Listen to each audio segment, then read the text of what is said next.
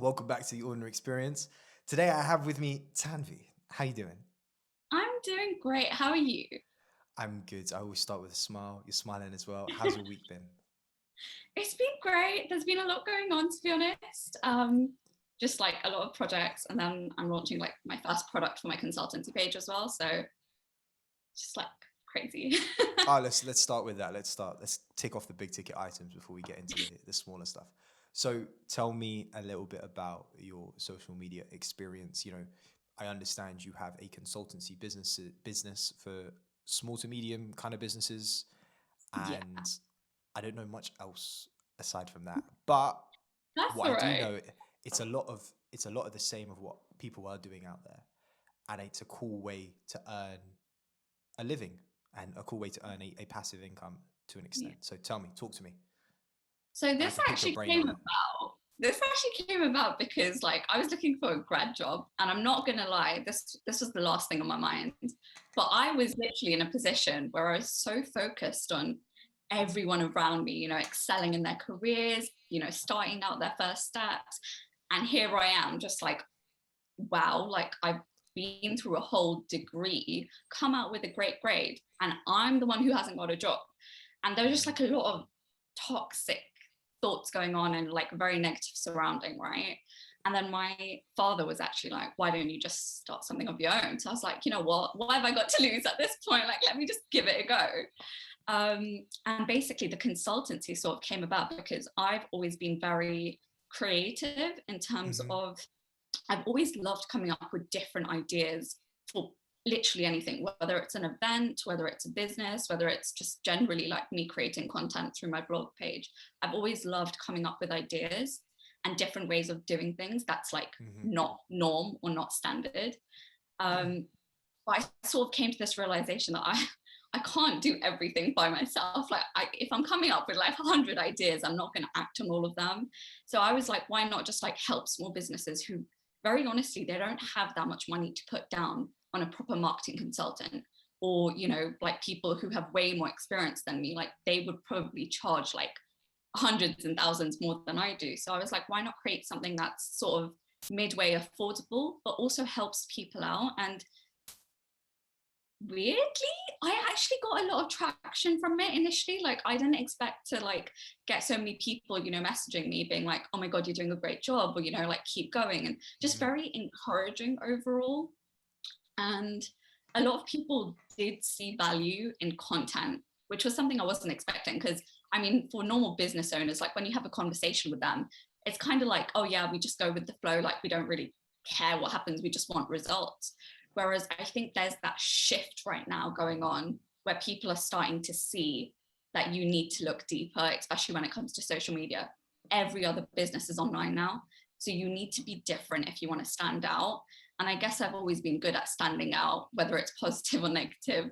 I feel like people have always been like, okay, you're the odd one out. Great. Like I'm living for it. So it's great. What gave you the ability to think about starting a consultancy business? Like, was it your degree? Was it something that you just stumbled across? Was it I don't know, an example that someone gave you of a business idea that you could use? To be very honest, I'm just going to come out and say I don't think my degree played a big role in anything. I won't I'm lie. exactly the same. Like, I mean, I did. I guess I've always been a social kid, so I can't even lie and say, oh, yeah, it taught me communication skills. I already had those. But I think with university, the only thing I really took away from it is Mhm. the ability to be confident in me. Right. And that is something that we'll get into when we, talk about my life in India and coming back and all of that. But in general, university, like the actual degree, I did business management. I got a lot of shit for that. I can't lie. Please excuse language, but a lot of people, especially like people from economics and stuff like that, they would be like, "Oh, business is common sense." Like, Look, what? business is it's not common sense, not by a long shot. It's there is a lot of complex uh like knowledge that goes into that I took for granted, or I take for granted, what we take for granted on a daily basis, right? Sure, economics is great. You understand macro and macro and micro markets, but you know Yeah, all it is just looking at the bigger picture.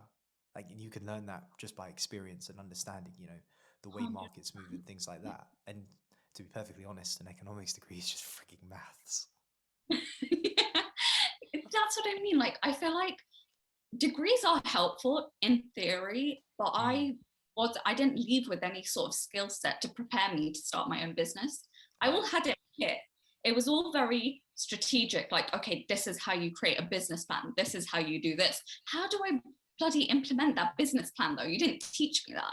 You didn't tell me that these are the things that you're going to encounter, or these are the people, these are the networks you have to build. That's something that I've sort of gained on my own, or looking at my like father, for instance. He's been a businessman for like the longest time, and he's really good at what he does. He loves getting into different things, and I think because I've come from that sort of background, and I'm very privileged to say that I have, but I've been given a lot of support in that sense, that I've got both theory and practical to take from. But nothing happens without its obstacles and stuff like that. Like I think I don't want to play, a female card or anything, but it was one of those things, like growing up brown, it's always been a factor in what people see is your capability or not. I've always, like, from the longest time I can remember, I've always been told you're not academic. And how does that make you feel? How does that, that constant narrative of, because I was talking to Shivani Powell about this, and she would always be the one that was asked to clean up and do the housework in a way. And she's trying to change her parents' minds and her grandparents' minds about that. But for you, what's it like in that scenario, being constantly told that your narrative is, I am not academic, I am not business minded. You are not business minded, you are not academic. And then going to university and now starting a consultancy business. You know what? There's just like a lot that plays into it. I could go on this topic for hours, but I'm here for hours, 24/7, 365.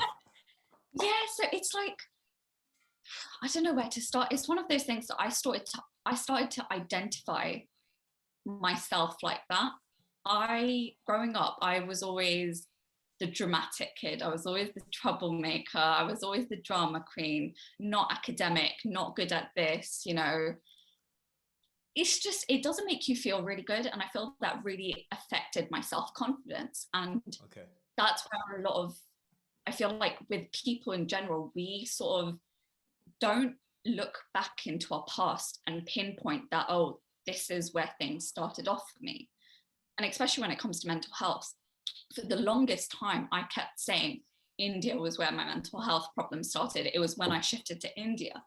But how do you know that? I was only 11 years old. I didn't have a very worldly sense, to me to be able to be like, yeah, that's where everything started. And now that I look back, like, at my whole journey so far, I've sort of realized my mental health problems started at home.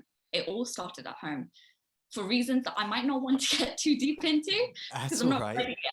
But it's just one of those things. Like, answer me this: Do you think that it was the mental health problems started or occurred because you didn't have the skills you needed to deal with the scenarios, or was it because of external factors? Mostly, because it's a combination of the two. I feel like with everyone, it's a combination of the two. So in my sort of situation, it was more about the unpredictability of others' emotions. This is something that I've taken a long time to sort of accept and come to terms with. 90% of the things that happen in your life has nothing to do with you. There is nothing wrong with you. And I've spent years telling myself that, because for the longest time, I've hated myself. I woke up every day sort of feeling sick, and not one person told me what I was experiencing was anxiety. Not one person, whether it was the school institution, whether it was a counselor, whether it was family, because to be honest, like the elder generation, they're not very in tune with mental health and what it entails. So, I mean, I can understand why they wouldn't have known, but after, there is a line, like, come on, like, you got to realize at some point that this is not normal, right? And I think because of all those things, it was sort of like I kept speaking to myself in a way that I was so conditioned to believe that it was me. It's not anybody else's fault. It's my own thing that I'm not being able to do this, or I'm not being able to understand something, or just me, like I'm just not worthy and stuff like that. And that took me years to sort of fight, in a sense. And I really only started gaining that self-confidence, as I said, when I came to university, when I flew back to the UK and I was living here full time. And I won't lie, it didn't even start from me, but that's something that I started to realize with the people around me.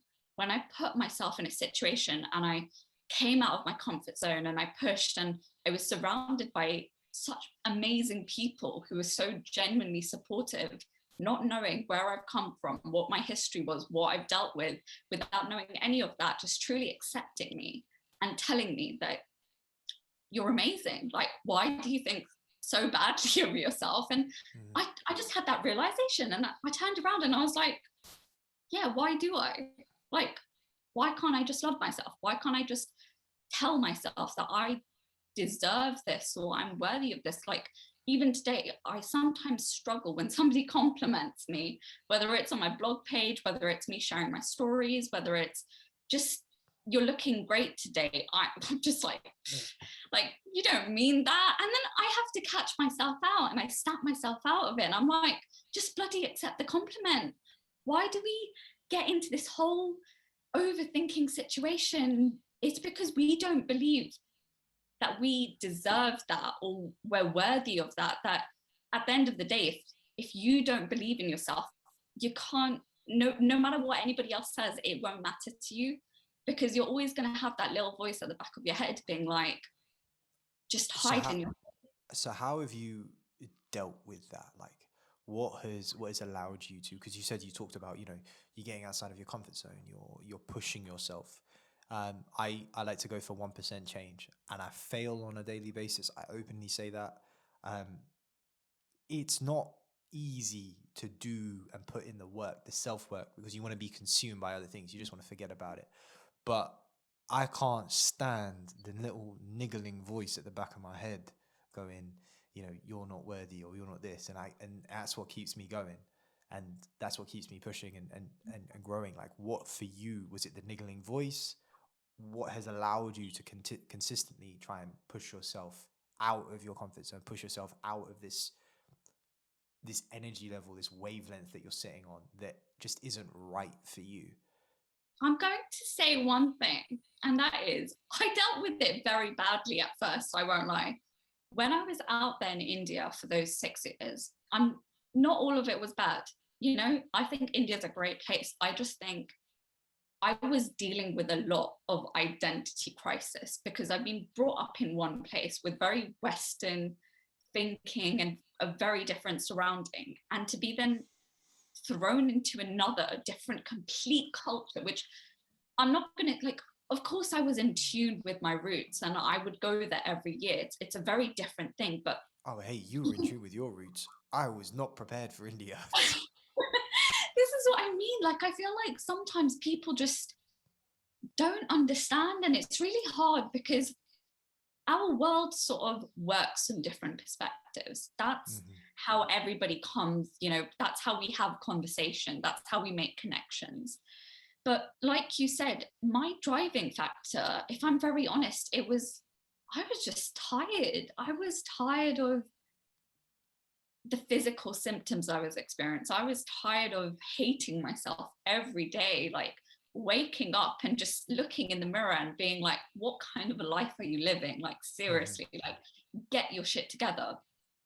And then there was also like so many different experiences that I had. Like, I feel like this has been a major, I'm not going to say coping mechanism. It's like anxiety manifests in different ways, right? But I feel like a lot of triggers were a part of that. Along the way, there were so many experiences. Like, for example, my longest standing fear has always been death and loss. I've always feared that. And it was because I have experienced a lot of loss in general, even if it's not actual death loss, but loss as in you lose people in your life. It's a normal thing. But it's not something that I had experience with, in terms of nobody spoke to me about it. I didn't have that supporting factor where, you know, there are certain topics your parents don't talk to you about, right? This was one of them. It was never something that we actually sat down and it was like, okay, talk to me, tell me what you're experiencing. And oh, this is getting a bit intense. You Well, okay? yeah, I'm good. I was just like thinking back, like there was this one time I actually lost my cousin brother on a trip. And it was on a Sunday that we drove back to Delhi. And I was sent to school the next day. When you think back at that, it's like, what was anybody thinking? But there's You a get what weird mindset that, you know, not us Indians have, but there's a cultural aspect to it, which is part and parcel is, you know, you have a grieving period when you're only supposed to grieve during that period and then everything's okay. But yeah, the human mind doesn't always work like that. Like my perspective on death is very different to your perspective on death. I've got no issues with it now. Like yeah, I've seen death, I've seen live cremations, I've seen what happens post, you know, what happens to the body in the worst possible scenario, or in, you know, in some cases, you know, the perfect scenario. You go to Varanasi and that's it. It's the most holy place you can possibly go to for Indians. But there is a weird kind of like, yeah, you're supposed to be okay, and then that's it. Go back to normal. No, yeah, it doesn't work like that. You can't just switch it on and switch it off. Grief doesn't work in that manner. Some 100. people take years to process it. Other people take seconds. Other people just don't need to. It was, I think it was more the fact that for the longest time I felt like somewhere I felt guilty, even though it had nothing to do with me. Mm. Um, and that came from the fact that I felt like I was just starting to develop a bond with Mm-hmm. that side of my family, right? Because I lived in London for so long in the UK. This was my first time properly bonding in India with my Indian family. And it was hard because I remember going to school because I mean I didn't have much of a say, and I just felt really overwhelmed. And I confided in a friend at that time. Mm-hmm. And the response to that was, I don't believe you. What, you don't believe that I've lost someone? You don't believe that I'm, you know, I don't blame you. I don't believe that after losing someone, I'm standing here in school trying to get on with a 9-hour day like nothing just happened. Her response was, "I do not believe you." It was actually his response, His but response. yeah, Sorry. it was a hard thing to hear because essentially that's what I've dealt with my whole life. And that's what drove me to love myself enough to be like, I don't need validation from anybody else but myself to know that what I'm experiencing or however I'm feeling or whatever I'm going through is true, or it's actually happening, or Mm-hmm. it's worthy of being heard. And that's why I speak on my blog page about, maybe not this instance in particular, this is the first time I'm speaking about it, but about any sort of instance or any type of experience I've had in my life, whether it's my surgery, whether it's multicultural heritage, whether it's loving yourself, whether it's, you know, reminders, because I believe that everybody struggles with their mental health. Everybody has those low moments where they're like, It's not an on and off switch, is it? It's a spectrum. It's where you sit on that spectrum, and that spectrum is. It's not like you're born with it and that's it. We're all born with a level of mental health, right? It can be good mental health and it can be bad mental health, but you know, it progressively, it can deteriorate over time if you don't do certain things. Like if you don't take time for yourself, if you're constantly being consumed, if you're seeking other people's validations, and you know, the list goes on and on. 100%. And that's why, like, I feel like for the longest time I was living a life, but I Just wasn't your wasn't life. living my life. It wasn't my life at all. I realized very late, very, very late, like probably when I turned 19, 20, that the life I was living was always for somebody else. The way I would have a calculated way of responding, the way I would talk. That's interesting. that's really interesting because I experienced something similar, and you said you were doing it for someone else. I was doing it because I thought I was someone else. Oh wow, So that's I was deep. living this life of this version of me that I thought I could be, but in fact wasn't me. So like the guy that you know at university, um, Mhm, or Viraj, it's still me. It's just an iteration of me. He mhm. wanted the fast cars, the big houses, the big salary, and whatever, right? But when you break it down, what do I like to do? I don't want to just sit in front of a computer and do whatever. I want to go out. I want to use my hands. I enjoy gardening. I enjoy pottery. I enjoy fixing things. Like, it's that iteration of Viraj was trying to be something that I am truly not. And so when you say that I was living it for someone else, I can resonate for that. I don't like using the word anymore. I can truly feel some of that pain Yeah. because it's very similar to what I went through and what I am going through slowly, slowly, because it comes back, right? It's never a one and done thing. It's not a lot of people feel like, you know, you're making progress and that's it. Like it's just one way up and there's not going to be any pitfalls or anything like that. And that's why it's that exact realization that you just said, that somewhere along the line I realized this is not who I am. And it's that realization that I can take control of who I am. I can be who I want to be. And it doesn't have to meet a certain standard that society accepts, or, or somebody else will accept. And that's exactly what sort of drives me every day to just show up as me, because that's the one thing that you can truly say in life, that you've accepted yourself. Do you get what I mean? Like, it's just one of those experiences I've had. And why? Here's a question for you. Yeah, Who are you? Like, in your head, who do you like? Who is the person you're trying to be? I'm just trying to be a girl living her life. I'm just trying to find happiness.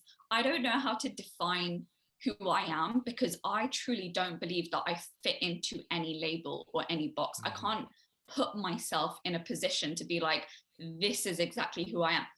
I love photography, but I also love blogging, but I also like business, but I also like marketing, but I also like cooking, but I also like doing 20 other things. And that's what I feel like a lot of people don't come to this realization or understanding, that you don't have to be something. In fact, you don't have to be anything. You just have to be you.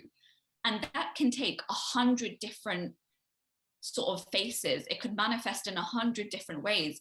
And you don't need to be guilty of that. Just because society asks you, you have to be someone, you have to put yourself in a box. Sorry, I don't know who I am. And to be honest, like, I don't think I ever will know who I am. And I'm completely comfortable with that, because You're at always that, chasing the next version of yourself because exactly, you're never. Yeah.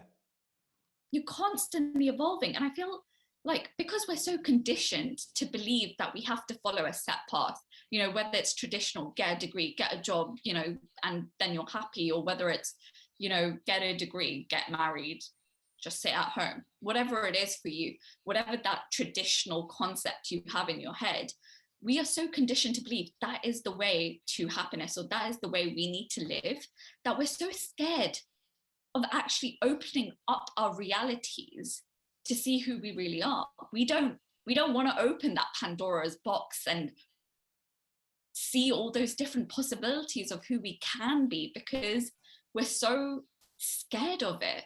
And that's because society teaches us to be scared of ourselves. If you notice, people are so intimidated when you are your biggest cheerleader. They're so intimidated when you love yourself. Why is that? It's because they've lost power and control to mold you in what they want you to be. And that's exactly why the hundreds of messages I get in a week that are like, oh, like, you're so ballsy for speaking about this. No, I'm not ballsy. I'm just trying to be me. I don't care what anybody says that I shouldn't speak about this topic, I shouldn't Mhm. speak too much about my mental health, because, what about health insurance in the future? What about getting a potential rishta? Man, I don't care about all of that right now. Do you get what I mean? Like, it's just not on my priority list. And I don't care what people's views are. Like, you are entitled to your view by all means. If that's what's important to you, you should stand by your belief. But why do we enforce our views on other people? Why can't you just come from a place of understanding and be like, yeah, finding a potential rishta is important to me, but for you it isn't. For you it's your career. Why do we judge people for having a different sort of concept for what they find success, for what they find is successful for their lives? Sorry, I sort of messed that up. For what? For why do we have a different perspective for what other people think of as successful? Is that what you mean? Yes, Well, exactly. because this idea of success is now molded into. Well, this is just my opinion. This Mhm. idea of just success is now molded into. You've got to be like Elon Musk or Bill Gates, or you've got to be like an Instagram influencer or whatever. Success can be whatever you want. You can Exactly. choose to make it as small as you freakingly can. Like Yeah. I wake up every day and I just want to be me. I want to be authentically me. I wake up Yeah. every day and I want to push myself 1% because I know when I'm too comfortable, shit hits the fan. Yeah, Verge gets very bored very fast, and I'm just like here in a rut. Like, come Yeah. on. But this success is this. People think because they see that that's what it is, but you go out and live it, and living it and seeing it in reality are two different things. Sorry, living it 100%. and seeing it on a phone are two different things, not seeing it in reality. Sometimes reality does not live up to the phone. 100%. And now it's like, okay, but okay, so then what is success? What is success if I can't go on a road trip around Europe, or I can't go to the moon and it's not worth it and I don't feel anything? Like, well, then what is success? Like, what do I need to achieve? I can just sit in my room and go on VR or whatever. But I don't know. I think people need to spend more time with themselves. Like you got that time, and India's a special place. India holds a special place in my heart, not because I'm Indian. I forget that I am sometimes. Yeah, despite the skin color. But because there is something in the air, there's something in the water, there's something about the people, whether they are Hindu, Muslim, Jain, whatever it might be, right? There is a there is an energy there that does not exist in certain places in the world. Maybe because it's a subcontinent, maybe because of the Himalayas, and it's kept that sector of people there, and they haven't been able to go out. And the original people that were there, whether they're Moguls or whatever, right? But India allows you to think about yourself. And I say that because I was able to be there. That doesn't mean that you have to be in India to do that. It's just Yeah. that you need to have the tools to be able to do that. Whether for 100%. you that's meditation, breath work, whatever it might be, but you need to, or journaling, you know, to find what your definition of success is. I feel you need to write it down. You need to get inside of your head. You need to start unearthing the things, the wiring that has gone wrong or gone right. You just need to understand, where the blue cable's going now, or the red Yeah. cable's going, and so you don't get them mixed up and you're a ticking time bomb. But Yeah. understand like what's in your head, how you function, how you think. Like I've been doing like these morning dumps. Of journaling. So I just write whatever comes out. It's like stream of consciousness type stuff. And I would see that when I started it, I was talking about other people and Mhm. other people's perception of me, and how why I didn't like the things that they were doing. But when you give that up and you realize like you can't do anything about that, you can't control someone. Why should you control someone? Exactly. What right do I have Yeah. to say that this person has to think about me in this way? Sure, it's great to get onto a piece of paper because you can look at it and be like, well, this is absolute bullshit. Yeah. There's nothing that I can do here. You can be as manipulative as you want, as manipulative as you want, Yeah. um, and work it to your to your benefit if that's what you choose to do. If you're comfortable doing that and you think that's the right thing, and whatever way you square that off in your head, okay. Um, Yeah. but it allows you to start seeing your thoughts, which is very different to We agree. seeing them inside your head. Because up here, the laws of reality are different. They are so different. You know, you can 1 minute be thinking about what you're having for dinner, and the next thing be thinking about, okay, so this guy I passed on the street, he's like really, really good looking. And am I going to have kids with him? And what are these kids are going to be called? And what house are we going to live in? Where are we going to live? And are we going to go on holiday? And you're like, 5 minutes down the road, you're thinking about like, wait, but I'm hungry now. Yeah, literally, just It, like we have those constant changing thoughts. And I completely agree with you that our outlet for that, I feel like a lot of people don't have an outlet. And that's where everything goes wrong, because all they're doing is staying up there in their head and not realizing that most of the things they're thinking about in reality are things you have no control over. absolutely. Literally. We cannot do anything about it. And sometimes, Exactly. this going with the flow thing, it used to grind my gears. I'm like, how am I supposed to go with the flow? I'm going with the freaking flow. But, going with the flow is whatever your flow is. It's not someone else's flow. Like, just roll with it right up until you start feeling uncomfortable. And then you pick and choose at that point in time. Are you going to do what you do, for instance, push yourself, get outside of that comfort zone? Like, I know today, before we started talking, you were like, I'm slightly uncomfortable. I'm not slightly uncomfortable. I am slightly nervous. And I'm like, Yeah. it doesn't matter, because I am nervous every time I get on the mic. You know why? Because I fucking enjoy it. That's why. Isn't that like such a good thing though, to like Oh, it's so put good. yourself in a different position, which is out of the normal, which is unusual to your body? Because I feel like when you do stuff like that, it doesn't get repetitive. You don't get easily bored. You don't get so wrapped up in your head anymore, because you're so focused on what's about to happen, that you don't have time to think about stupid things like, does this person like me, or like, am I going to be good, or stuff like that. You're more focused on just like being completely present and being in the moment. I think that's a beautiful thing, because either in our heads we're either living in our past, or we're in our future, we're never Mm-hmm. present. And that's what journaling, so as you said, whether it's affirmation, whether it's journaling, whether it's just even talking to a friend, that's like my crazy outlet, where I have like one or two people that I fully trust, and I'll just dump my thoughts on them, And just that's great, knowing. because they can kind of, mold it and start looking at it from different perspectives, knowing your perspective, and try and not give you advice, but like say it back to you in a way that helps you further understand what that thought is. 100%. And it's useful. It's super useful. As I said, it's all about perspective. You may be seeing something from your own lens, but when you have another, because our lens is obviously like, sorry, our lens is completely like, what do you say? I'm forgetting English. Oh God, I've been in the pandemic for too long. But it's basically like clouded. It's clouded. We're so biased with how we view things, because it's either emotional bias, or it's Mm-hmm. situational or incidental, whatever it is. But we have so many factors influencing the way we think. But when you have, say, another person coming with their own perspective or their own view on things, it doesn't necessarily have to be, a clash or a conflict.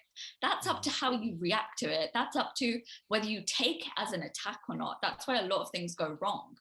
But I will say that I feel like all of this, as you mentioned, why do we feel like we want to control stuff? And I've said this for the longest time. Genuinely, I know from my experience, it's because I've never had control over my own life. So I feel like I want to control everything around me. Ooh, that's fucking deep. That's a difficult one.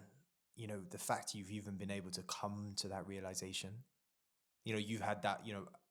For me that was India. You've been able to do that, whether it was in India or in the UK. Like, you've had that mental capability to get there and realize that I was never in control. I had that, and I call it running on autopilot. Yeah. And that's just the way I like to describe it.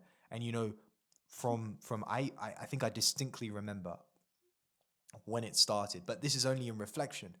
Around about first year, no, not first year, about halfway through first year of A Yeah. levels, right up until um the last year of uni, no, about midway through my European road trip of the summer of after we graduated, because we graduated in the same year, didn't we?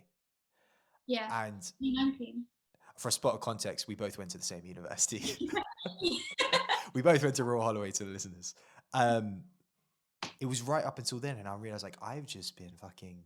Who is this guy? Like, did you sort of like you came out of a bad dream, and you're like, what the hell is going on? Like, how have you ended up here? You know, you're going bald. You know, you've been doing this, that, and the other. You've come out with a degree, and like, wow, great, but it doesn't feel great. Like, where has all this time gone? What have you done with that? How have you bettered yourself? How have you? And sure, you can go back and look at those experiences and be like, yes, university was great, not for the education, but to meet people like you, meet people like the friends that we have in common. So Maya, Chirag, Rit, Yeah, uh, 100%. all of them. And I've met some great people during that time. And whether, you know, I've had bad experiences or good experiences with them, at the end of the day, they're experiences. They've helped me mold myself as a person. And I look back on it, I'm like, you've just been existing. You haven't done anything for yourself. You've just been existing. What did you do? You went out, you partied. You went to your class, you drank, you stayed in your room, you watched a lot of Netflix. So how did you push your own boundaries? Well, you didn't. And so for Yeah. me, that running on autopilot really fucked me up. Like, really, because I was like, I've lost 3, 4 years of my life to what?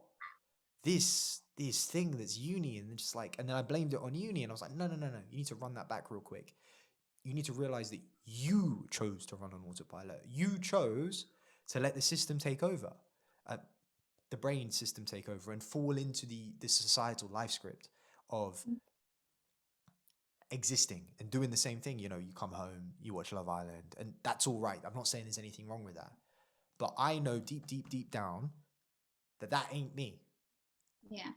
That is not me. That's not who I am. And yeah, it takes a lot of mental like strength to get there and be like, I am now going to change. As of this moment, I'm going to change. I'm going to put in a plan of action. I'm going to put in a strategy, whether it's a business strategy or whatever, right? I am now going to move forward to get myself out of this autopilot. That otherwise, I would be I would still be applying for grad schemes. I would still be, you know, at home thinking like I'm a failure. Mhm. You know what? It's funny that you mentioned that because I think you've put like literally pinpointed something really important there in terms of it's all about that mindset shift, right? From focusing on what's happening around you to what's happening inside of you. What are you Mm, thinking? What are you doing? What are you feeling? What are you going to do about it? And as you said, there it takes a lot of mental strength. It's a lot of work. Trust me, like I know I speak a lot and I say a lot of like really deep things, but it didn't come out of nowhere. It's been literally like years and years of trying to understand why I am the way I am, whether it's good or bad. Everyone has their negatives, but we forget to see where we also have a positive. And I feel like when people see a negative side of you, that's it. That's all they're going to see for the rest of their life. Like you are now the troublemaker, or you are now the girl at school who would always cry or who would always be sad. And I have a perfect example of that. I had a friend on. His name's Dom, and Dom Street Barrett. He runs a not a social media agency. It is a social media agency. It's a media agency of sorts, specifically dealing with creatives. And mm-hmm. in school, he was always no, he wasn't always. He was very misunderstood, I feel. And it wasn't he was the troublemaker, but he'd get in trouble. Yeah. And you know, I came into that meeting with him still thinking he was that person, knowing full well that I had changed, and I had gone through my own kind of process of unlearning and relearning. And I was Mm-hmm. like, I still came in with that mindset of like, oh, this is the same Dom. I expect him to be, you know, Dom. And he wasn't. And I was like, this is Wow. incredible. And I Yeah. was like, you have been a hypocrite in a way. Like you know that other people, you go into meetings with people, you go into conversations with people, knowing that they think of you as the person that you were. You did that to Dom, and I was like, yo, this is ridiculous. Like, how can I expect him to still be the same person after all of these years where I haven't talked to him? He And that's can't be that naughty kid, right? You can't be that, like you said, that mean girl at school, or the individual that was picked on, right? it doesn't work that way. You go through experiences, you go through learnings, you go through all of that. It's a matter of whether you want to take on that conscious understanding and those conscious experiences, and sit and digest that. Because it's that bit at the end that you said. It's the, now what do you want to do about it? And it's those steps that you need to take. Because ultimately that's what I was always scared of. I was always scared of taking those steps. Even with exams, I would not do. Yeah, this is perfect. I would not do a I wouldn't do a timed paper ever. When I've taken an exam by myself, I've never done it timed ever, because it scared the fucking crap out of me. I was I like, can, on the day, I'll get the adrenaline yeah, junkie and the adrenaline hit, and I'll be all right. But I yeah. know full well that if you do it during time conditions, you are more likely to build up that habit, build up that tolerance, build up the muscle memory of being like, okay, I'm halfway through, not being like, am I halfway through? Am I not halfway through? And it's like those steps that you need to take, but you're too scared to. You know what? There is strength in not only recognizing that, but being vulnerable about it. And I think Absolutely. Absolutely. a lot of people do view vulnerability as a weakness. I was told for years by everyone around me, school, friends, family, you're weak. Why? Because you get anxious, because you react in certain ways. I once applied for a position at school, which Mhm. was part of the student body. You know how they do those like elections or whatever. Yeah, I do. I Prior do to know that, that. that's what I like. Prior to that, I was that kid in school who was just miserable, was dealing with a lot, and I wasn't doing good at academics. I was never really that great at academics because I was always a star for hard work, but it would Mhm. never reflect in my exam grades or tests and stuff. And when I applied for that position, I was turned down on the basis that I wouldn't be able to handle the workload because I got too anxious, because they just didn't give me a chance. And that's what I'm getting at. Like, you won't ever know unless you try. And at the same time, that's why I say we can't focus on what other people view us as, because you don't know who you are. So whatever you're putting off out there into the world is only going to be reflective of what they're thinking of you. But if you Mhm. do the work on yourself and be like, I'm going to be the best version of myself, I'm going to truly be authentically me, and I'm going to be happy with whatever I do, with whatever I feel, that's going to reflect into your surroundings as well. And that's where that whole thing comes in, that people don't realize that it's easier to do the work on yourself than to deal with everything else that's going on in your head. But It people are is. just scared of it. It is. It is. And you're right. It's it's the idea of starting it, right? It's the idea of you got to go over that first hurdle of like being by yourself and thinking by Yeah. yourself and going through the motions of, oh my God, I have to understand this entity that I live in, because we're just moving through this world in these bodies. At some point, I genuinely feel at some point you're going to be able to move consciousness from one body to another body, whether it's a robot or whatever. But that's a whole nother conversation. it's it's difficult though. I find it really difficult when you're in a family, and we're quite a small family. It's just me, it's my mum, it's my dad, it's my brother. Um, it's difficult when not everyone in the family, and especially in lockdown, is aligned to that. And there's a word that I'm not sure if it's Hindi or Gujarati, but it's like tapku. It's like two pennies worth, Yeah. and everyone always wants to put their two pennies worth in at the end of what you're doing. And I'm like, I'm just trying to be better. Like that's Yeah. it. Like I care. It's not I don't care. It's not I'm not I'm indifferent about your opinion. I care about it, but I put it in my little black box and I put it away. Yeah, and they don't like that. Not everyone likes that when they when I tell them that that's what I do with your opinion. If I don't Yeah. need it at this moment in time, I'm not going to use it. I'm going to Exactly. try and keep my emotions to a level where, you know, why do I need to get agitated? Why do I need to get irritated? I do not. I have nothing to get irritated about. Why?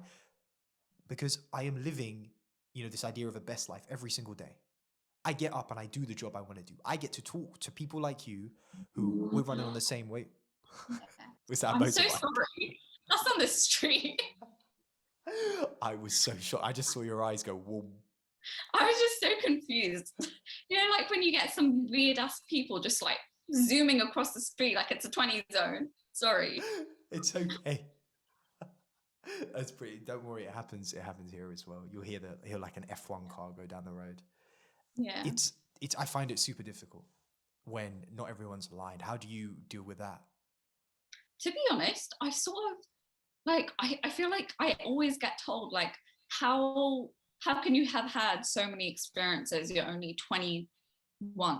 No, I'm 23. Sorry, I'm 23. Don't worry, we feel 21. We're both the same age. We feel 18. Playing with my mind at this point. I don't know. Like I came into this pandemic like 21, and now I'm 23. Absolutely. It's weird. But that's what I mean. Like I feel like I get asked that a lot, and it's like there is no age limit on what you experience. And to be honest, I have this big belief that we all have experiences, no matter how hard or however small, like whatever you want to call it. But at the end of the day, some people, when they're put in situations, they might not have that emotional skill set, as you said in the beginning. You might not have those tools or resources to deal with things. And therefore, that same experience might be harder for you than for somebody else who does have those resources. And for me, in this situation, that's why I don't take into account what I've been through. The exact same thing that you said, where people always love giving their opinions and their 2 cents into what you should do or what you are doing. And if I'm completely honest, if I started taking into account and considering everything everyone said to me till date, I would not be sitting here. I would not be smiling. I would not be happy. I would not have a consultancy. I would not have a blog page. I would just simply not be me. And that's just a shit situation to be in. It's and that's horrible. the way I view it. Like, that's the way I wake up every day. And my idea of success is that I'm smiling when I wake up. I'm happy. I'm genuinely and truly confident in who I am, in my own skin. I don't care. Like I've had major struggles with body image, with my skin. I had acne, like really bad acne growing up.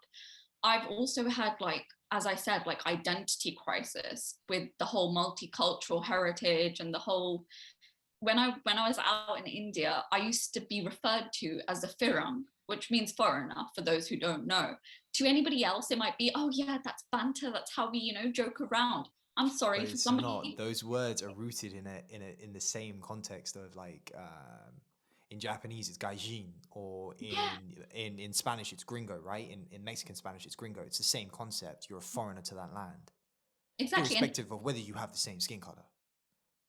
Absolutely. And I've always struggled with that. That was actually the first post on my private page on Instagram. I put out a post, and that was the first time I was ever truly vulnerable on that page. I had people from high school on that page. I don't speak to any of them, but I was so vulnerable in that post, and I gave my opinions on what is home to me. I can't define that. I define UK as home simply for the fact that I was born here.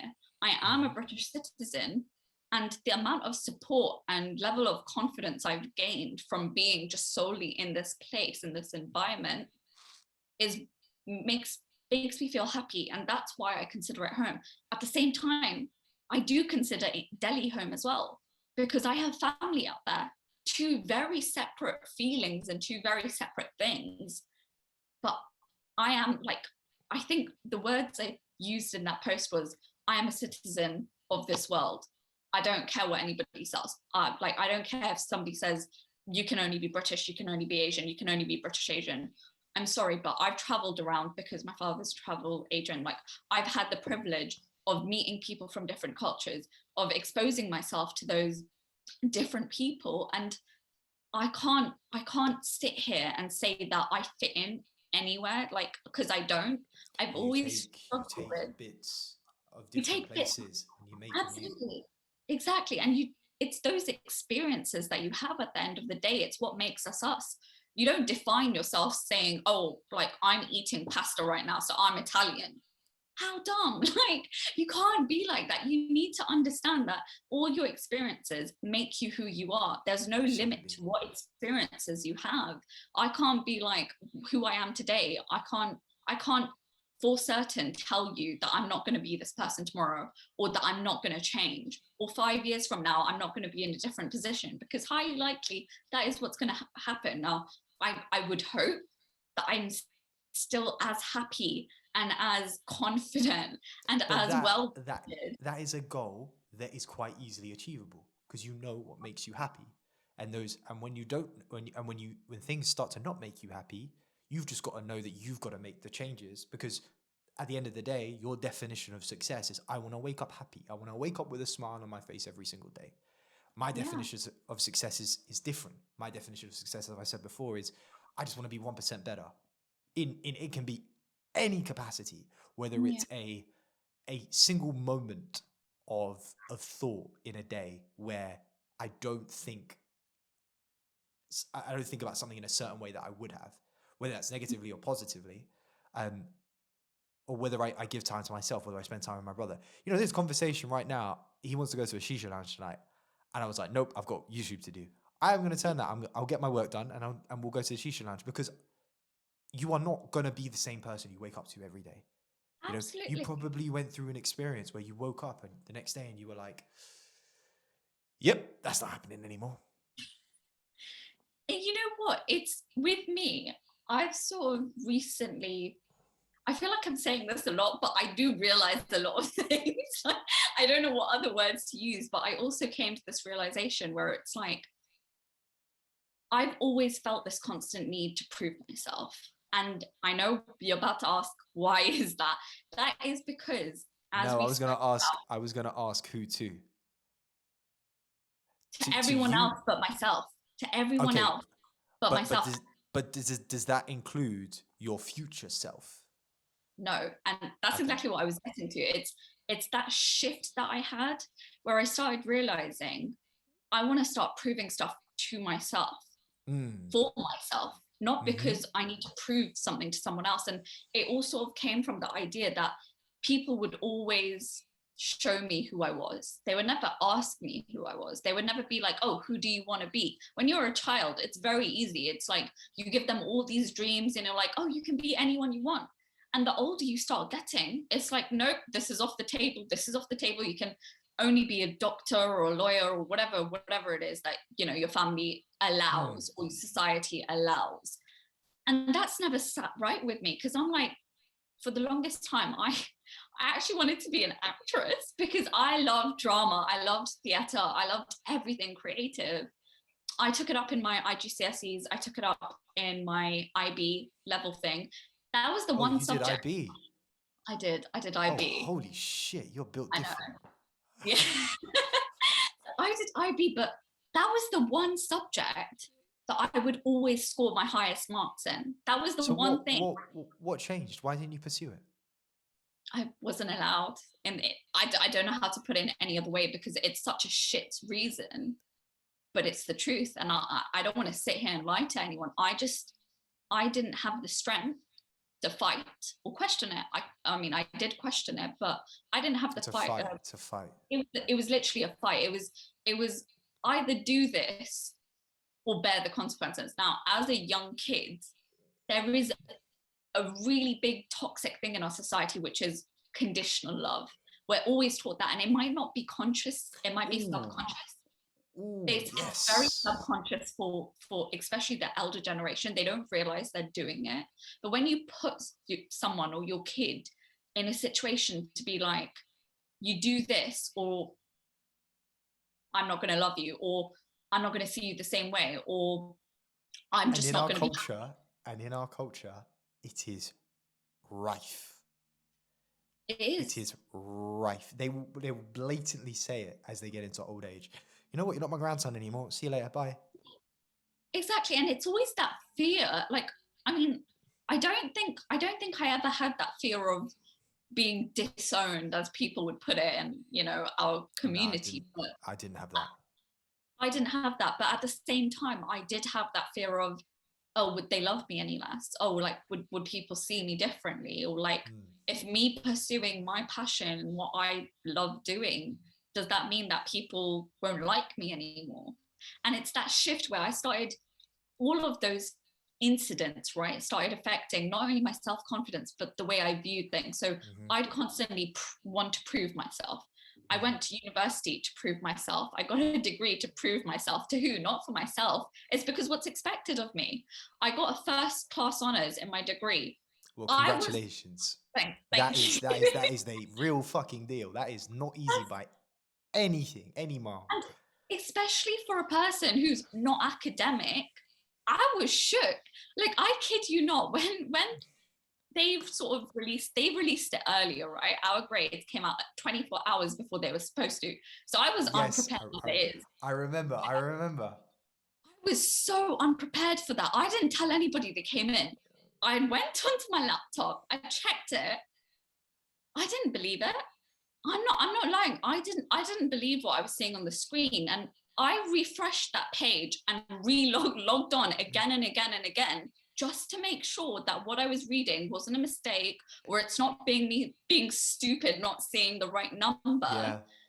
And I remember checking that, not because I didn't believe in my capabilities, because I was scared other people would think I've made a mistake. And I wanted to be sure that if I go and tell somebody that this is what I got, they're not going to question me, and I can't be like, oh, let me double check. I wanted to be so sure that I did it. And I remember, I love my family. I'm going to put that out there. I love them. But this is exactly the kind of situations that happen where you're like, bruh, like, can you please like work on yourselves too? Because I ran into my parents' room and they were just chilling. You know, it was a nice sunny day and they were just like lying down, and I was like, I got a freaking first. Like, I don't even know how else to put it. And my dad was like, are you sure? I was just like, yeah, I'm sure. Like, I got first. Like, me, I got first. And they were like, nah, like, go check again. Like, open, show me the laptop. And I literally had to prove to them with evidence, because they didn't believe the words coming out of my mouth. But was it, now, I'm not going to play devil's advocate here, Yeah. but I know my parents do the same thing. My dad does the same thing in a way. Not because he demeans my ability, but because I know, like, from his end, it's a bit of fun. Like, are you sure? Yeah. Like, did you really do that? Like, wow. And it's from that perspective, like, and it wasn't from that perspective on your end. You know what? It's one of those things. I feel like you can tell when you know somebody and you've grown up with them for so long. You can tell those. You can see those little ticks. Yeah, and I mean, he didn't mean it. He didn't mean it in a bad way. He didn't mean for it to come it's the across. 2 cents.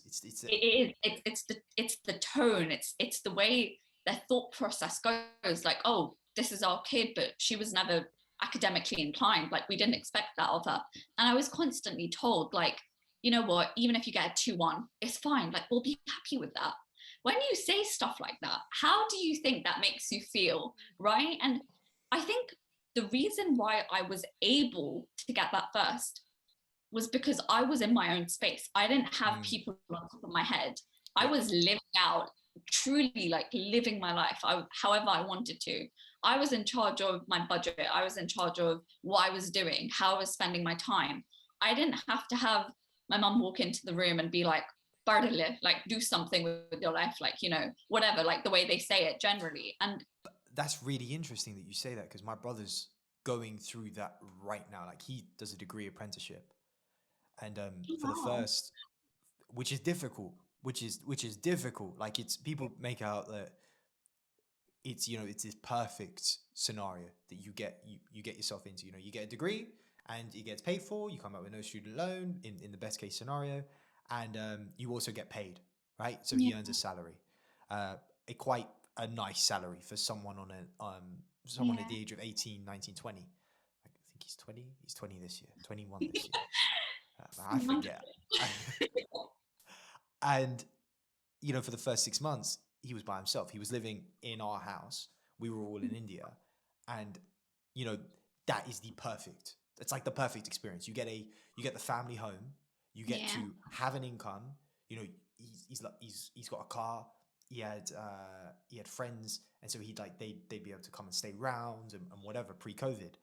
And Yeah. post-COVID, my mum came back, and then we came back, and it's like this constant. We know he's doing a degree, but we forget so quickly because he's working 24/7, like a normal working day, and like any of those big firms, you're not working a normal 9 to 5. He works for Unilever. He's not working a normal 9 to 5. He works before that and he works after that. So I don't see him when he works. I only see him in the evenings, or I only see him like in between meetings where, Yeah. he might jump on his VR headset, or he might be talking to his boys or whatever. And Mhm. I'm like, yo, but aren't you supposed to be doing work? He's like, yeah, but what work? It's like, when do I get my time off? I'm like, oh yeah, I forget. I don't give him enough credit for the fact that he does something so difficult. He does it, and And that's it's that idea of like, we're all on top of him, but you didn't have that. you know what? And I'm thankful for that because I feel like I would have never seen what I'm truly capable of because I've always come from this environment where people have constantly told me who I Mm. am or what I'm capable of. To move away from that and to truly be able to experience it for myself and be like, okay, I'm in charge. I can do whatever the hell I want. I could have done thousands of different things. This could have been a complete disaster, to be honest, because it is one of those things. I've never had or felt that independence in my life. And that's why coming out of university, everyone, whether it's my cousins, whether it's my immediate family, they were all shocked. They were like, but you don't need to be this independent. I'm like, I don't care whether I need to be. I want to be. I want to be. Why I shouldn't just you want to be? be. Exactly. And that's the thing within our community. I feel like it's more global. I can't pin this on the community, but people don't want you to be who you want to be. They want They you to be what, yeah, it's wordplay, but you get what I'm saying. Like, they want you to be what they want you to be. exactly. And that's something that I was able to sort of swerve because Mm. I sort of had my own space. And I need my own space. And I think everybody should have their own space, which isn't a big concept, especially in the South Asian community. Like, I feel like personal boundaries, mental health, having space, having a life of your own, these are all like, oh my God, like such far concepts to We what actually. we get tied up in a lot of, like, you talk about the South Asian community. South Asian is a new word to me. Yeah. I'm still getting used to this word. This is a word I've only come across on Clubhouse. I didn't know Yeah. existed before that. Um, and that is predominantly where, our age, or it's kind of Gen Z, millennial, mix, Mhm. that kind of like back end of the millennial, start of Gen Z era is on, and they're able to have conversations on there. But in the South Asian community, we have too many secrets. There's this idea of secrets, and everything has to be secret. And you can have secrets. I choose not to. You ask me any question, I'm open to it. You just got to ask the right question to get the answer that you want. I'm going to tell you honestly my opinion. I'm going to tell you honestly the experiences that I've had and I've been through, and they're not always nice, and they're not always not nice.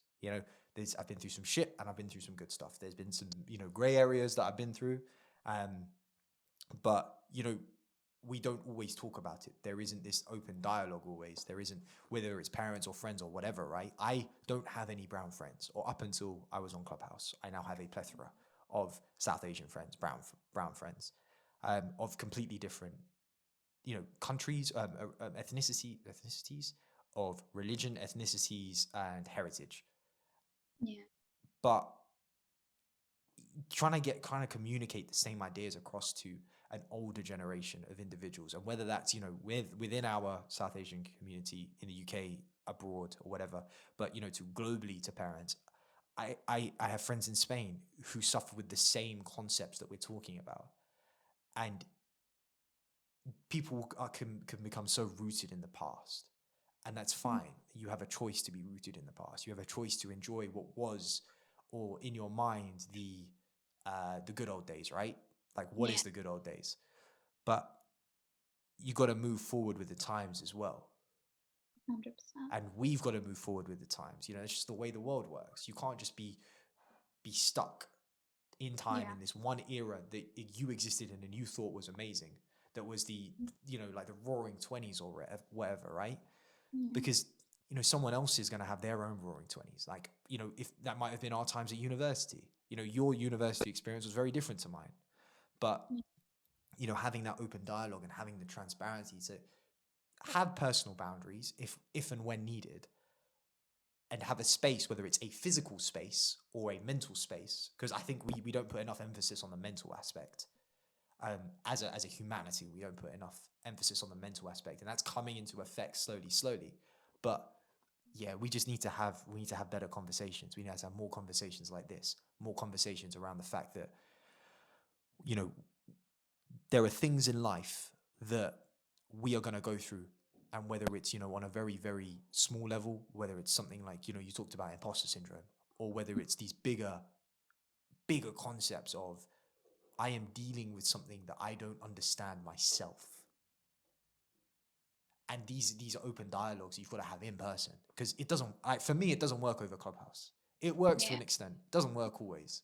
And I'm a big advocate for the app, but, we've got to have those conversations with our parents as well, because I guarantee it that they've been through the same shit. And our grandparents as well. I guarantee it that they've been through similar things. Whether it's a thought that's crossed through their head and they haven't acted on that thought, or whether it's something else. Mm-hmm. Yeah, you're doing an amazing thing here, being able to open up like this. Oh, thank you. No, that's exactly what I'm saying. Like, I think you've literally just hit the nail on the head. What Yeah, that's the one. That's the one. Yeah, nail on the head. Sorry, I had a bit of a brain fart there, but that's exactly what I'm talking about. Like, it's understanding that even if you're from different generations, they too have experienced their own trauma. We're not denying that. We're not attacking them. I feel like when you get into a clash, for them it's like, stop attacking us, and then you're like, stop attacking us, and it's all like a defense offense thing. But what we've got to understand is, even though we've been through different sets of trauma or different sort of experiences, you can't invalidate someone else's experience. You can't tell them that that's not how you should react, or that's not how you should be feeling, because that is how they're feeling. So you're just defeating the whole purpose of them opening up. And that's something that I've struggled with a lot, whether it's friends, whether it's family. There have been moments where we have opened up to our parents or our grandparents, and we've just been shot right back down. And I'm sure it's happened with everybody, but they mean it in the best possible way. And that these are the situations that you need to work on. That's why I say, not every time things won't go to plan. Every time it won't be that the opposite side will be so understanding and will be so calm, because as humans, we are flawed. We are going to make mistakes. We are going to react in different ways. Boy, I can't tell you the 100 times I probably reacted in a completely horrendous manner to situations, whether it's, a friend opening up to me and me being clouded by my own emotions, or whatever it is. Like, at the end of the day, as I said, we all have our own bias. We all have our own trauma, our own experiences. But that's exactly why I think, as you said, it's important to have these conversations. The whole reason I started blogging and talking about my experiences and sharing these on a public platform, I mean, I don't enjoy being vulnerable. Do you get what I mean? I don't enjoy telling the world, this is what I fear. I don't enjoy opening up to, thousands of people, thousands of strangers a day, being like, come see what I fear, come see what scares me. And it's scary. It's scary putting yourself in that position where, especially with online trolls and so many people, like, the way I see it is, there's always going to be someone out there who is either going to disagree with your point of view, or is not going to like it, in essence. Like, they're just not going to come from a place of understanding. But that's okay. Maybe they need to do a bit more work in order to be able to sit down and have these conversations. And that's completely fine. As long as you're doing the best thing for you, as long as, like, at the end of the day, all the content I put out there comes from a place of positivity. It comes from a place of, you know what, this is my reminder to myself. If you want a reminder for you, take it or leave it, kind of thing. It's exactly the same thing I do. That is exactly the same thing I do. That's how I started. That's why I started. And that's the thing. Like, I feel like so many people benefit. Like, I'm not going to lie to you.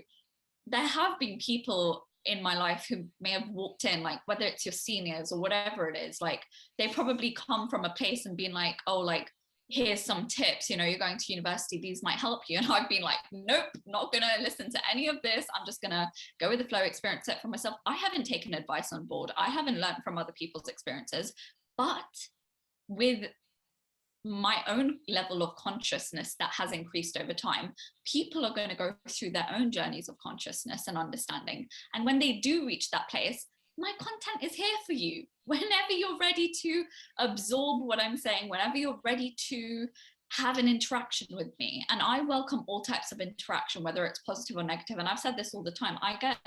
I've had a few messages where they're like, oh, you're a Bollywood girl, I'm not going to support you because I don't like the way they haven't supported the farmers' protest. Absolutely fine. I love Bollywood. I completely agree they haven't supported the farmers' protest. I know that has nothing to do with me though.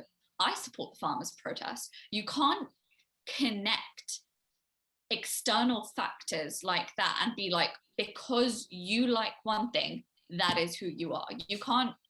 But in the online world, you can make those jumps, right? Because Yeah, it's there. It's on your page. It's on your profile. You liking that stuff and whatever. So they make those jumps, and the laws of what is acceptable online is very different to what is acceptable in reality. 100%.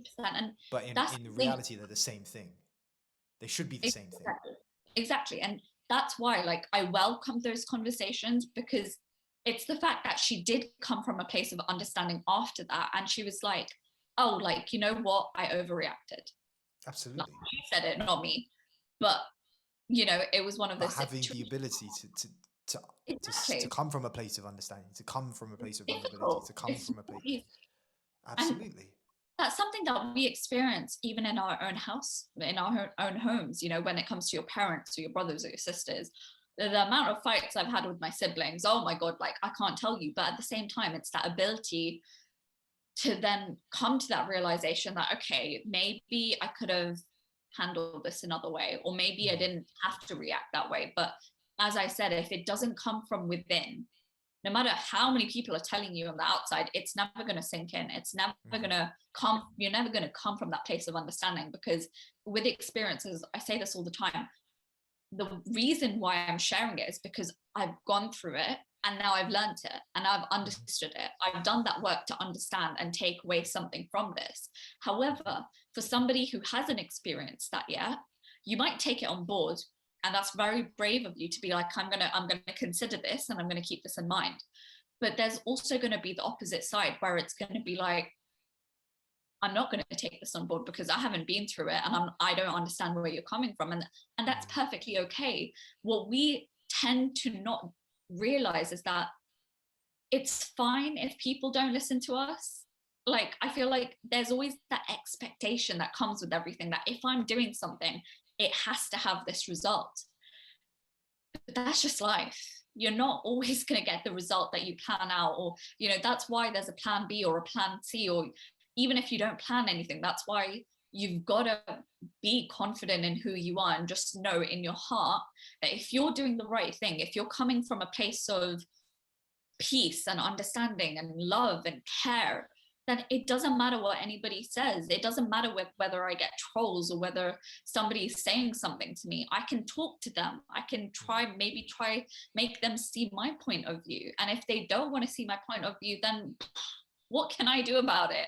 Why are we losing so much sleep and so much time over things that we have absolutely no control over? People, complete strangers. Why are they bringing you down so much? And, you know, 5 years ago, I would have probably said, me doing lives, me talking to people, me having, you know, doing this podcast with you, out of the question, because I don't like putting myself in those vulnerable positions. However, now that I've had those years to work on myself, I know that if me putting myself in a vulnerable position helps the younger generation, or helps one kid be like, you know what, I love myself too, or I should love myself, or at least I could try. You know, it's about having that impact. I don't care about 10 people who probably don't like that I talk about my experiences so openly. or don't like the fact that I give so much importance to myself, because in reality, that's what I'm doing. I don't care about the world anymore. I don't care what the world thinks of me. I don't care about anything other than bettering myself, other than being me, other than, you know what I mean? Like, it's just, you've lived your life so long for other people. I just want to live my life, whatever life I have left, for me, because I went through a really big surgery back in November, to the point I could have lost my life if it hadn't happened. That kind of shit changes the way you think. It's like, have I achieved anything for myself? Can I truly say in 23 years of living, or however long you've lived, that you've done or you've lived every day for you, not caring about what's going on around you or what people are going to say or how people are going to react, but just doing something for you? And to be very honest, I don't think I could until I did my consultancy. And for the first time in my life, I'm so thankful, but for the first time in my life, I wanted to do this, not to prove to anyone else or not to be like for future employers or anything like that, but just for my own happiness, to be like, I'm keeping myself busy. I know I'm doing something. Hell, even my product launch that's coming up.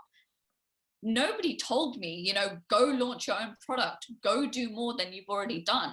That came from within. That was my ambition, my passion, my hard work. And I'm not about to let that off and, you know, give credibility to anyone else, because I don't think we give ourselves enough appreciation or just that pat on the back to be like, you did this. It's always, you know, you'll see stars or celebrities or anybody else, I did this for my parents, or I'm doing this for society, or, you know, even for social acceptance. I've always been the odd one out. Yeah, I've always been the odd one out, and what, I'm happy with it, because if I hadn't had those experiences, I wouldn't be sitting here today being like, I know who I am and I'm happy with it. Mm-hmm. You know what I mean? I'm sorry, that would go way too intense. That was beautiful. That wasn't a rant. That was something so far removed from a rant. It was, you were just completely in flow of your thoughts, your feelings, your experiences, everything rolled into one. That was amazing. And I think I'm gonna title the episode, I'm the odd one out. And what? Yeah, it's just like, I've And been I'm happy with that. That's fucking amazing. That is I've fucking been amazing. questioned so many times for so many different things. And you know what? I feel like in anybody's life, whether it's mine, whether it's yours, whether it's, you know, the younger generations or the older generations, you've got to get comfortable with being questioned, because there are going to be questions coming your way. But you have the ability to choose whether you want them to shoot you down, or whether you want to just leave it where it is and just focus on yourself and your own journey. Because I've always said this, my journey has been a journey of self-love. I completely love myself to the point where I don't care today if somebody, you know, even in my family, I get comments like, this doesn't suit your body type, or don't wear red lipstick, go for the nudes because you look like, you know, well, it's just, I don't even want to say it, but, you know, it's just understood that red is really bold and you don't want to look like that type of a person. I've got so many comments in different things, and you're going to experience that, but you just need to do you at the end of the day. Like, otherwise you're not going to be proud of yourself. And I don't want anybody experiencing what I've experienced, but I do want them to come out, if having those experiences the hard way will teach them and help them learn that this is what they need from their life. I wish you have those experiences. I wish you go through those hard times, because yeah, it's hard. You know, it might be a point where it breaks you. I've broken down so many times. I'm not ashamed to say that. I'll have breakdowns in my room. I'll cry my eyes out or whatever, but stand back up, message a friend, find a way to deal with those emotions. I feel like we're not taught, as you said, we're not given the skill set to deal with things like mental health or emotions. And that's just so dumb. Like, what is our education system for then at the end of the day? Because all these negative emotions we carry inside of us is basically, like, we've seen it through the pandemic with the amount of suicide rates or the amount of protests that are happening, and the amount of everyone's carrying some sort of guilt or some sort of Pain. negativity inside, pain, literally. And it needs an outlet. And that's why I want to tell the younger generations, just focus on you, focus on being the best version of yourself, focus on doing your part for the world, for your community, but don't mistake that for being your identity. You doing something for your community is very, very different for you doing something for yourself. And I can't stress that enough. For the longest time, the only identity I had of myself was what society told me it should be, what my parents told me it should be. I never checked in with myself to be like, who am I? What do I want from my life? Or what do I expect out of my life? For the longest time, I remember being that kid being like, oh yeah, I'm going to find the love of my life at university, and I'm going to get married, and I'm going to have kids, and, it's going to be all happy. And that's just not who I am. I don't, like, I would want that in my future at some point, but that's not on my priority list. And I didn't know that until I checked in with myself. And it's because I've been fed all these dreams and all these false things that is what happiness looks like. But that's not what my happiness looks like. That's what your happiness looks like. Or that's coming from a place of, you didn't achieve this, so you want me to achieve this. Or coming from a place of, this is what society accepts, so you have to do it, simply putting it like that. But what I have realized is, if you have these tough conversations, as you said, when you give yourself and everyone else a platform and initiate it rather, then it becomes easier. I feel like if I never started talking about mental health, if I never had those experiences, I don't think my parents would be at the position they are today to be like, mental health exists. Even if they're not totally on board with it, they know it exists. And that's great. That's a massive achievement in my books. Do you get what I mean? And Absolutely. I feel like a lot of people just don't appreciate, like, I get social media does have a dark side. I know that it does, but we can choose to use it for good. And I know that the amount of creatives I've connected with, whether it's you, whether it's, Ishpreet with her, her skin blog, or Virali with, being herself, and, normalizing that skin has texture and filters and all of these things we consume. It's up to you what kind of a surrounding you want to have. I've surrounded myself with the kind of people who post content that I know I want to consume. I want to go onto my social media every day, leaving feeling like I've learned something, or I've realized something, or even, I feel like a lot of people think to do self-work, you need to either have a therapist, or it's true, like, you need to put in the work yourself as well. But as in, sometimes self-reflection doesn't come from within. Sometimes it's you reading something on somebody else's profile from their experience and being like, do I do this? Like, yeah, I do. There was this one point where I couldn't post a picture of myself because I didn't like the way I looked. There was absolutely nothing wrong with the way I look, but I was so used to seeing myself with a filter, with something over it, that I felt like, oh shit, like, I have texture on my skin. How is this going to look to other people? No, I can't post this.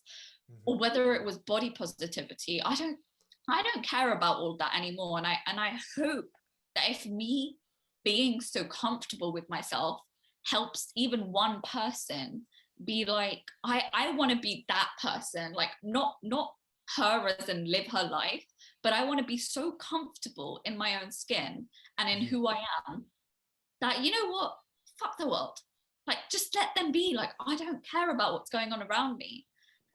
I couldn't be happier. That's a lot to take in. I know.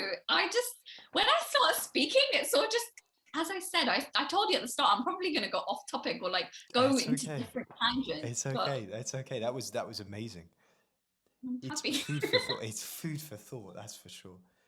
And not just Yeah. for me. It's always nice to hear when someone is on your wavelength and someone's actually saying the same things that are inside your head. Because it's like it's not that you have validation. It's like I have someone that I can talk about it to. And your experiences are phenomenal, and they've made you the person that you are today. And the fact that we're even having this conversation is amazing. And yeah, blown away, blown away. That's fucking amazing. But It's honestly extraordinary.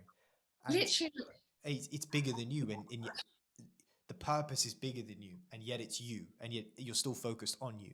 You are still the core. You are still the center of, whatever this purpose is of your life, and that's ever changing. But you're trying to teach this younger generation about a bunch of things while keeping you at the center of I put myself first. Remember that I exist. I exist, and without this, I cannot do anything else. And I think that sure, there's this whole selfless aspect to life, and you can be as selfless as you want, as selfless as you need to. And a lot of people not preach that, but they say that that's a great way to live life. But you know what? I think you're doing all right.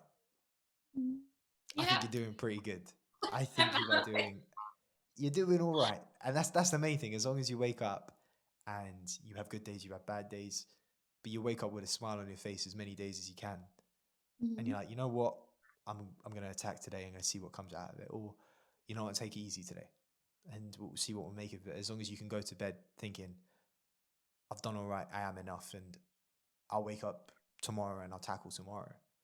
Exactly. I think It's that's like that's really great. it's about taking those baby steps, right? It's like you can't possibly think that, okay, one day, like this is the day I'm going to make a change and tomorrow, poof, like it's done. Like it's just not how it works. But as you said, it's great knowing that there are other people who are having those experiences or feeling the same way. And Mm-hmm. that's kind of where it came from. I feel like growing up, I always had this feeling like I was the only one going through this, or I was the only one experiencing this. And it's just not true. And that's why, like, I try to be as transparent as I can with my experiences. Obviously, there are some things that I'll take time to open up about. That's okay as well. Like, I'm not saying I'm a perfect person. Like, God knows I'm not. But do you get what I mean? Like, it's fine. Like, we're Absolutely. okay. We're good to have our flaws. We're good to have our quirks. We're good. Like, there's so many times where I know people are thinking of me a certain way. And the only reason I know it is because they've said it out loud, either to me or to a person I know, and it's come back to me. But it happens. And it's like that people will sometimes tell me, oh, you're trying too hard. And I'm like, okay, but that's who I am. Like I do try too hard. When I'm nervous, that's how my nervousness or my anxiety manifests. I try too hard in those situations because I don't want you to know that I'm feeling so anxious or that I'm feeling sick or whatever it is, whatever physical symptoms I'm experiencing because of it. But it's because I know that if I don't do that, or if I don't try too hard to come across a certain way, then I'm going to be the buzzkill of the room and the energy is going to go down. And that's the last thing I want. I don't want my own experience with anxiety to bring 5 other people down with me. Like, that's just not who I am. I want everyone to enjoy this moment despite what I'm feeling inside of me. And yeah, I mean, some people might say that's toxic to myself, but I find a way to deal with it. And the way I cope with it is through sharing my experiences on a public platform, or through sharing what I'm feeling or what I felt in that moment later on, so that it doesn't affect the present moment. Because Mm-hmm. I truly believe we always have a choice. It's your choice whether you want to do something. It's your choice whether you want something to go a certain way. Obviously, that's not to say that it will go that way, but it's just the fact that you have a choice. And I made a choice to not hate myself. I made a choice to stop being miserable and to stop complaining and to stop thinking about things I can't control. And I made a choice to consciously start working on myself and truly be happy in who I am, because I know, God knows, if I'm not happy with myself and I don't take care of myself and I don't support myself, then there's nobody else to do it for me, and nobody else can do that for me. So it really was like, either do it or don't, but either way, you're the only one suffering in this equation. Oh yeah. Oh, that's a bit of me. I like that. I like that a lot. And that's real value. The fact you're able to talk about that thought process and turn it into tangible words that people can understand, and because that's getting that out there and saying it is not easy. I have a question. Yeah. There's something that I go like on. to do at the end of the podcasts, and I spring it onto the guests. I'm nervous. It's always a bit of fun. Who do you want to see on, like, the ordinary experience is about sharing experiences, and out of whether it's your friends, people that you've met, it could be relatives or whatever. Who would you like to see on it? Someone that you think has something to share, something that an experience that they've gone through, just the way they think is intriguing and will make for a good conversation. I mean, I can get blood out of a stone, but that's besides the point. At least I think I can. But someone that you feel would be comfortable coming on, maybe uncomfortable when this is pushing their boundaries, that you think would be a great next guest, and that way I can go and get them on. I can't lie, I have too many to name. Is that allowed? Like, can I name Yeah, one absolutely. person? You can name me more than one person. You just got to send them to me afterwards. Oh yeah, sure. Don't worry. I'll send you everyone's profile. So first, I would say, who would I say first? Okay, so Virali Patel. I think she has a lot of wisdom to give in terms of her own journey of self-acceptance. Mind blowing. I follow her blog, and it's kind of where most of my realizations come from. I can't lie. It's like, yeah, skin has texture, and what? Like, you can be you. Like, just do you. I would say my sister. She's sort of like, she's 5 years older to me, but I think it would be interesting to see me, but like being middle child versus the elder child's point of view with how things went. And also because she's working a lot on consciousness, and she's very in tune with those things. And that's the only reason I reached this stage, is because she's been through her journey with consciousness, and she's done a whole course on conscious parenting and stuff like that. So that's sort of like rubbed off on me. Yeah, I see. I would say my sister. And then I think Ishpreet writes. Ishpreet Paul, she's like really good. Like, she's written a book called Recovery. That really helped me a lot in terms of my own journey of recovery. But what's interesting is that I feel like, even though her recovery, or the way she's written stuff, came from a place of her losing her mother,